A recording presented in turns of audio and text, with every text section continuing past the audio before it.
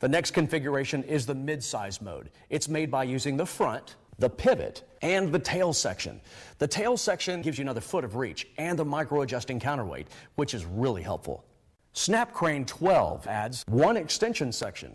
Now this really gets some reach with a maximum height of 14 feet. Snap Crane 16 uses all of the sections as the 12, but also adds a second extension. Now let's take a look at the support sections. The support sections consist of the dolly, the fixed height tripod, the pan tilt base, and the camera platform out front. The tripod is fixed height for structural rigidity and safety, and the dolly wheels allow you to move the unit from one location to another, but the dolly should never be moved to the fully weighted rig. Balancing this Snap Crane is easy. With some assistance, you may gradually build up camera and weights by alternating components to one end, then the other, so the balance never gets too extreme on either end.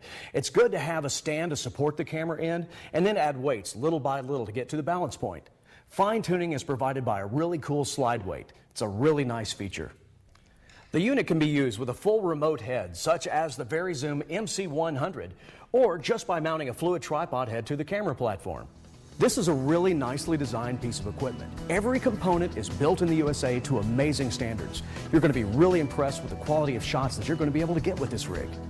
Now let's get the Snap Crane out on location and get some awesome shots.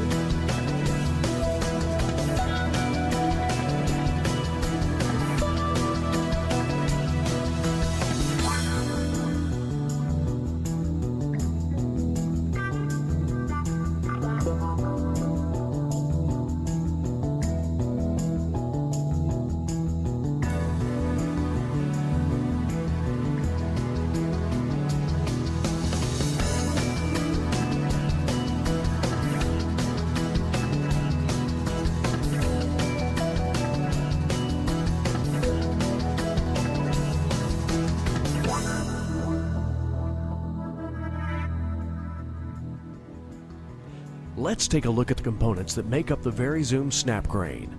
The dolly, fixed height tripod, camera stabilizing platform, pan tilt base, pivot section, up to 2 extension sections, the front section, and the tail section. Red cables for support and black cables for camera platform leveling. The dolly is very solid, sturdy, and has locks on each wheel. The fixed height tripod has adjustable feet that fit into channel blocks on the dolly. The pan tilt head attaches to the tripod with one bolt and knob. Next, we will attach the pivot section, making sure that the half-moon brake plate aligns with and slides into the brake mechanism. The pivot section is designed so that the brake plate can be moved forward so that the pivot point is more forward. This will reduce the amount of counterweight required and is also the method for using the crane in its most compact mode. Next, in the assembly process, we will attach the extension sections required for the length of crane desired. For this example, we are going to build it with both extensions. There is a dovetail lock screw on the bottom that needs to be loosened just enough to allow the 2 sections to engage. Tighten the screw and snap down the locking latch. The latch tension can be adjusted. Now attach the second extension using the same method. The front section also uses the same technique and fittings. This allows it to be attached directly to the pivot section for the compact mode. The tail section attaches to the rear of the pivot section and has the same locking screw, dovetail connections, and locking latch. Be sure to tighten the locking screw before closing the latch. The solid stainless steel weight bar slides through the hole in the end section. There is a machined flat spot on the bar that correlates with a thumb screw to firmly lock the weight bar in place. Now we'll attach the camera leveling platform to the end of the crane. We're only going to use the one center pin right now. We'll leave the other one hanging for later. For Snap Crane 16, we will use two red stabilizing cables. The first one attaches with the turnbuckle at the tail of the crane and runs forward to the forwardmost eye that the cable will reach. The cable runs over a cable guide. Pull the pin out from the cable guide base lock. Lift the cable guide and insert the pin to secure. Now the second red cable goes on in the same manner, but with the tightening buckle at the front of the crane. It also runs over a cable guide. Attach the black camera leveling cable to the camera platform by pressing on the locking pin. The other end connects to the pan tilt base and also has a locking pin. In this example, we're using the optional MC100 remote head. However, a tripod head can be placed directly onto the camera stabilizing plate. The pan tilt head is pre-drilled for an optional articulating monitor arm.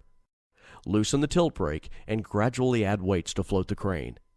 Continue to add weights till the crane almost floats, then attach the remote control on either the left or the right side. Finally, adjust the sliding weight for fine-tuning of the balance. Now that the crane is weighted, tighten all the cables. The turnbuckles have a hole so that you can use a screwdriver for extra tightening torque. Also, tighten the camera platform cable until the leveling bubble is centered. The Snap Crane 16 is now ready for use.